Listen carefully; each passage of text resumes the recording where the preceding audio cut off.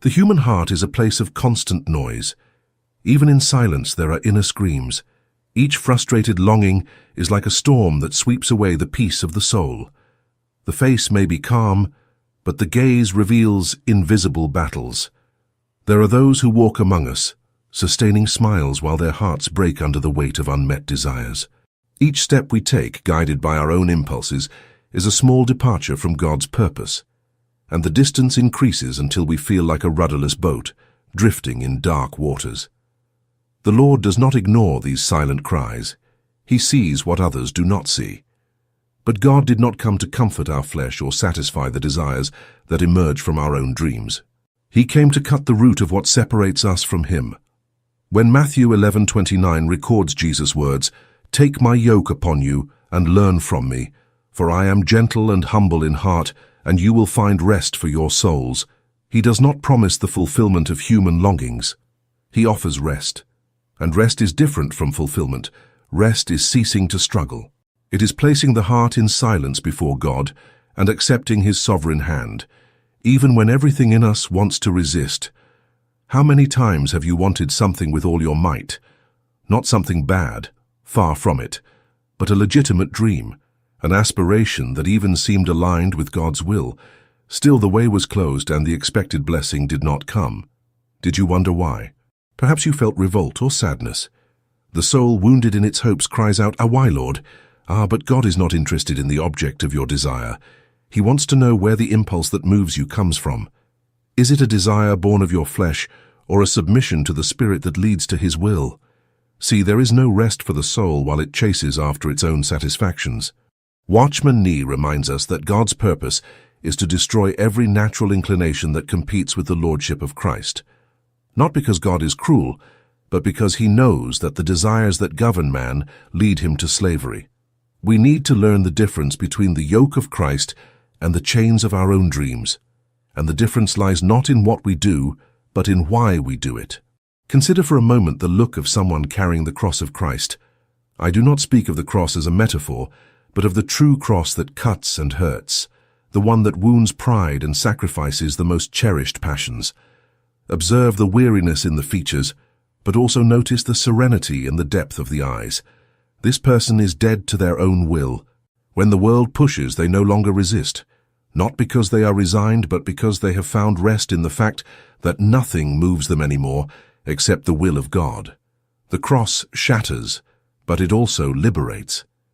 When Jesus calls us to carry the cross, He is not asking us to add an extra burden to life. He is inviting us to die to everything that is not Him. Every disappointment, every rejection, every humiliation that reaches us is an opportunity for another nail to be driven into the flesh of the ego. God does not allow us to follow our natural impulses, even when they seem good, because the source is still ourselves. He works to kill the self that insists on living apart from Him. The pain of this journey is deep. How could it not be? The heart is torn when desire dies. Emotions unprotected rise like furious waves when we cannot get what we so much want. Why can't this be different, Lord? Why can't I have what I desire? But the real question should be, what do I still need to abandon? The cross is always the breaking point. There is no cross without death, and there is no true life without the death of self.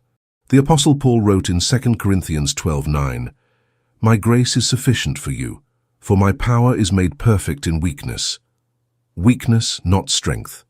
Dependence, not self-sufficiency.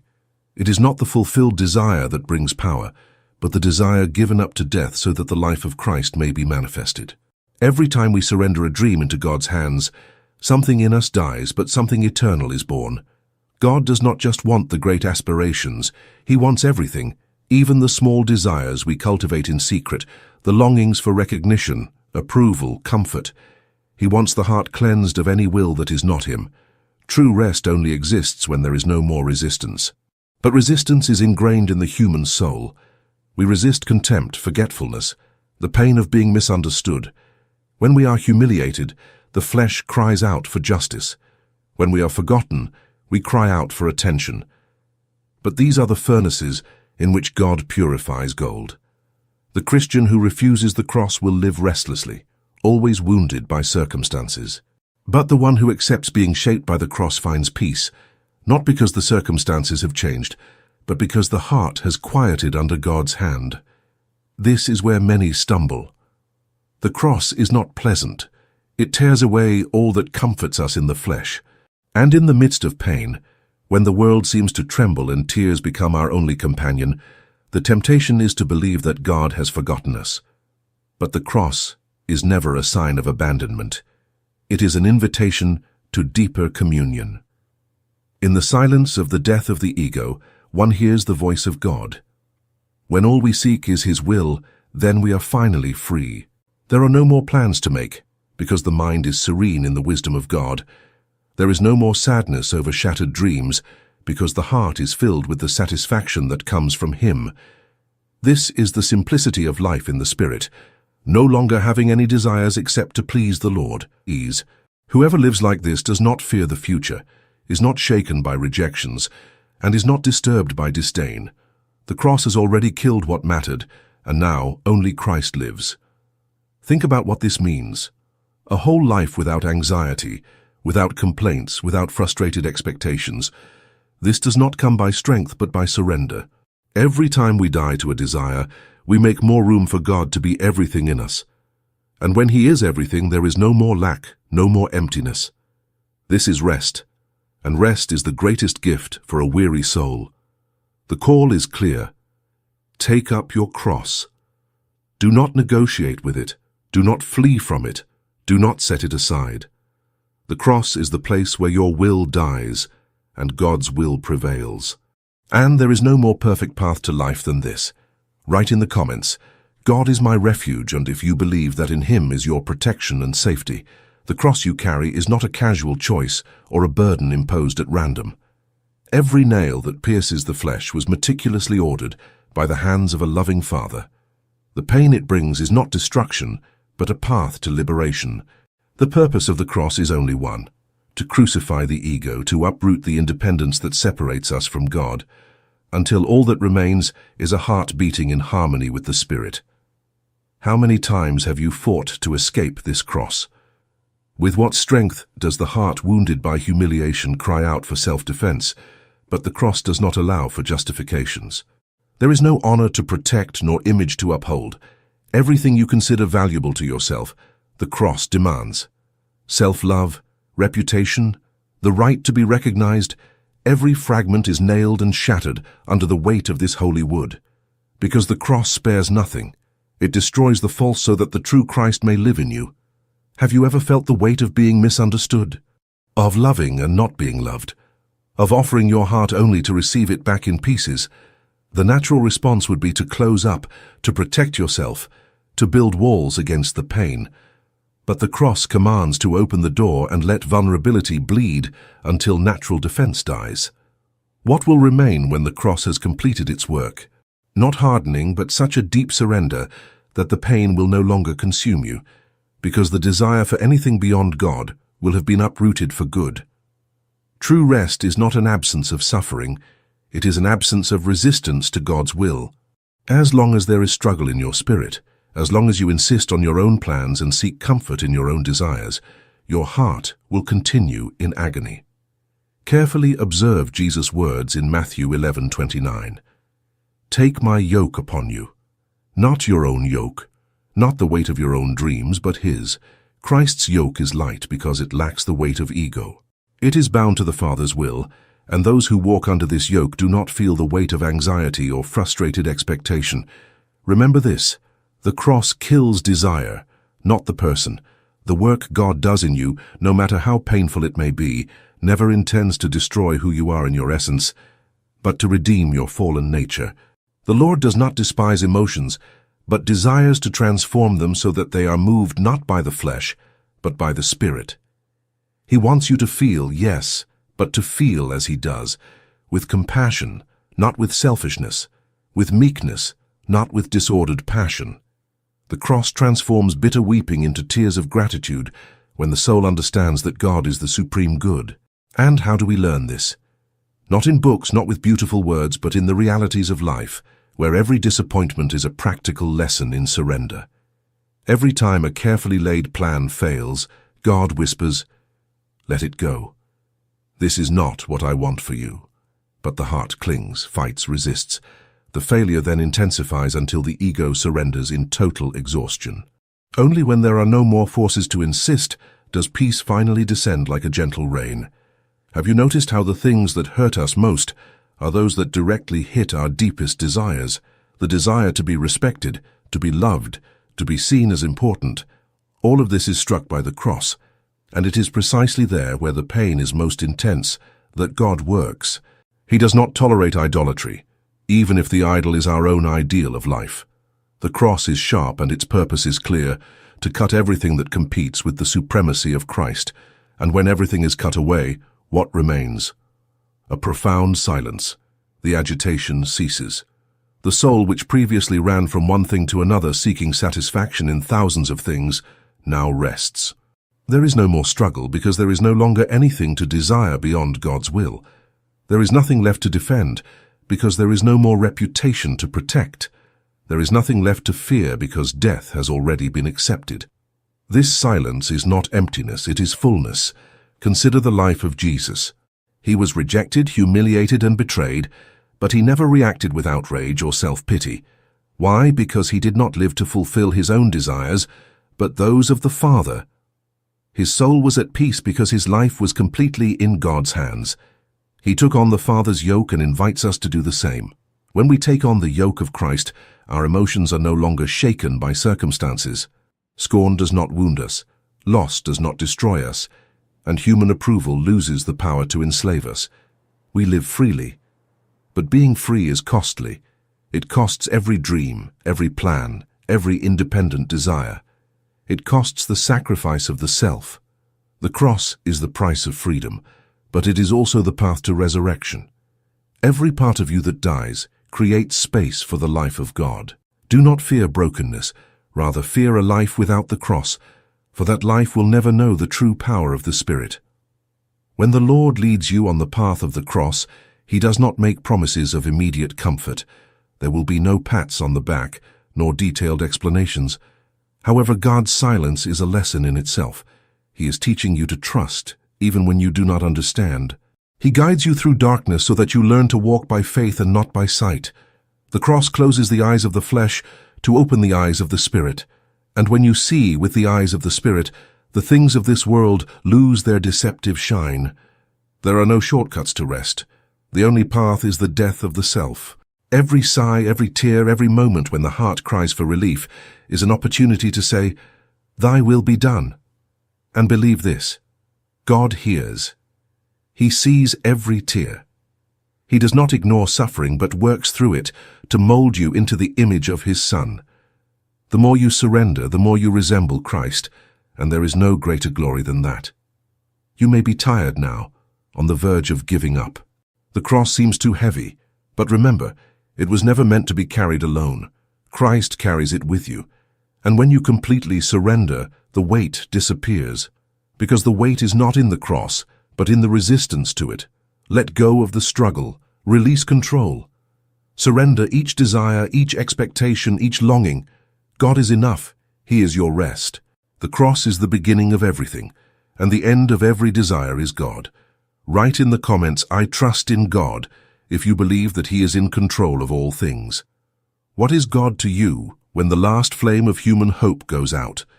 The cross is not an invitation to death for pleasure, but an entry to true life, a life where God is the absolute center and every idol crumbles into ruins. Many carry burdens and call it the cross, but the real cross has no relation to self-imposed suffering. It is the mark of the abandonment of all inner resistance, the end of any fight with God over who is in control. Have you felt this struggle? Every time the heart wrestles against God's silence, every time the mind searches for explanations and finds only darkness, it is a sign that the cross has not yet done all it needs to do. Imagine yourself standing before the sea, the waves licking the sand beneath your feet. The sea seems vast, infinite, a reflection of the depths of God. But you are stuck on the shore, clinging to the things you are afraid to lose. The cross calls you to go beyond, to enter the deep waters where there is no more ground beneath your feet, only the Lord sustaining your soul. And you hesitate, Because the ego wants security, wants control, wants guarantees. Now listen carefully. The security you seek does not exist outside of God. The world offers dreams that dissolve in the wind. You can build walls to protect your plans, and yet God will destroy them. Why? Because what He has for you is greater, deeper, more eternal than anything the flesh can desire. The cross is not a punishment, it is the door to the kingdom. And the kingdom does not manifest where the ego reigns. Think about it. When was the last time you truly surrendered something to God, without reservations, without hiding a piece of desire in the corner of your soul? Partial surrender is not surrender. It is a negotiation disguised as surrender. God does not negotiate. He expects everything. He demands that the root of the ego be uprooted, not pruned. Because the ego, even tamed, is still the greatest enemy of spiritual life. The cross is the only cure. But what happens when we finally accept it? When instead of fighting, we embrace the pain as an obedient servant embraces the mission of their master. Something mysterious, almost imperceptible, begins to happen. The soul rests. Yes, the wound still hurts, but it no longer defines who you are. The desire that once burned is now ash. You become a person who no longer chases the wind, but waits on God with meekness and patience. Not because you have lost the ability to dream, but because you have found a greater dream, the one that is born in the heart of the Father and manifests in the spirit of the surrendered Son. Look at the example of Jesus. He did not seek human glory. He did not defend his reputation when accused. He did not try to escape the cross. The will of the Father was his sustenance. John 4:34 reminds us, "My food is to do the will of him who sent me, and to finish his work." He was nourished by obedience. This is the secret of life in God, to live nourished by submission, not by the desires of the soul. Think now about the storms you face. It is not they that bring turmoil to the heart. It is the attachment to what you expect to happen. The pain of losing something only exists because there is still a living desire seeking satisfaction outside of God. This does not mean that we cannot feel sadness or suffering. Christ himself wept before the death of Lazarus, but he wept with a heart aligned with the Father, without rebellion, without demanding a specific outcome to ease his pain. Now I ask you, are you willing to weep this way, to feel without losing yourself, to suffer without rebelling? The secret is not to harden oneself against the pain, but to allow the cross to transform each tear into an offering of surrender. And each time you do this, something dies in you, something that should never have lived. What remains when desire dies? Freedom. The true freedom of wanting nothing more than God himself. This is the glorious end of the work of the cross. When the heart clings to nothing, it becomes a vast open space for the Spirit to fill. This is the true rest that Jesus spoke of, not a rest from work, but a rest from the tyranny of the self. If you want to know how to live like this, look to the example of the saints who came before us. They were not spared from pain, they did not have easy lives or earthly comfort. But they walked with a lightness of soul that only the cross can provide. Paul, writing from prison, spoke of joy. How? Because he had already lost everything, and nothing held him anymore. The cross had accomplished its work. If today you feel the weight of a restless heart, unsatisfied, agitated by frustrations and unfulfilled desires, take it as an invitation. Not to strive more, but to surrender completely. What do you need to let go of? What desire still holds you captive? Be honest with yourself, because as long as there is something you refuse to leave in God's hands, the cross will remain before you, waiting. There is no other path to abundant life. And when the cross has done its work, you will discover that everything that truly matters was hidden in it all along. Christ in you, the hope of glory. Write in the comments, "I depend on God," if you know that without him, you can do nothing. When the cross completes its work, freedom is radical and overwhelming. Not a freedom that the world can understand, but a liberation that breaks invisible chains, those that chained us to fear, pride, ambition, and the need to be something by ourselves. The cross does not remove exterior suffering, but it destroys the root of interior suffering, the disordered desire for anything beyond God. There is a moment, and it will come for everyone who surrenders to the work of the Spirit, when resistance ceases, not because you have conquered, but because you have been conquered by something infinitely greater. The soul, which once struggled like a cornered animal, now rests under the strong and gentle hand of the Father. The cross did not crush your identity, it redeemed it. Everything that God did not create to last, everything that was tainted by selfishness and earthly ambitions, is now gone. And what remains? The fullness of Christ remains. There is a deep and holy silence that takes the place of the former clamor. And it is not the void of one who has lost the battle, but the peace of one who has found the end of the war. The war against God is over. The dreams, hopes, and desires that once consumed you now bow before His sovereign will. The heart no longer needs to rush in search of security, for it has found an unmoving refuge. Remember, God never intended to crush the spirit of man. The purpose of the cross is not destruction, but resurrection. The life that now lives in you, if the cross has done its work, is a life that no longer depends on circumstances.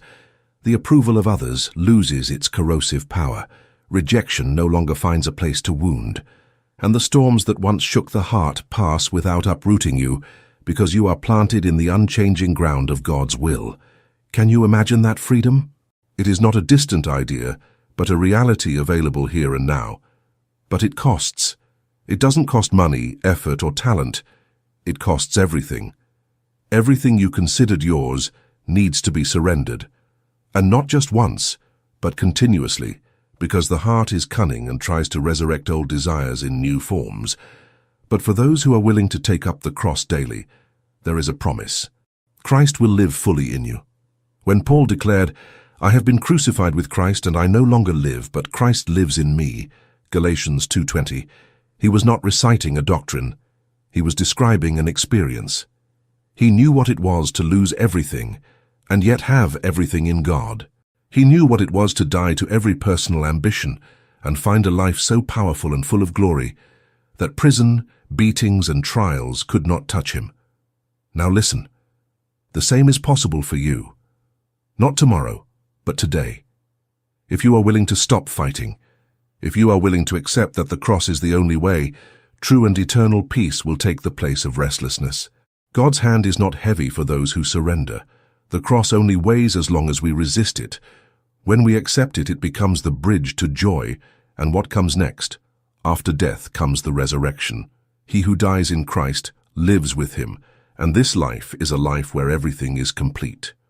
Not because human desires have been fulfilled, but because God has become sufficient. And when God is sufficient, there is no more lack. The soul rests. So what remains? Only a continual call to obedience and a heart full of satisfaction. There is no greater simplicity. There is no greater wealth. God is everything, and you are finally free. Share this blessed video so it can touch and help others like you and me. Want to delve even deeper into faith and prayer? Download our exclusive ebook on how to strengthen your spirituality today. The link is in the comments below.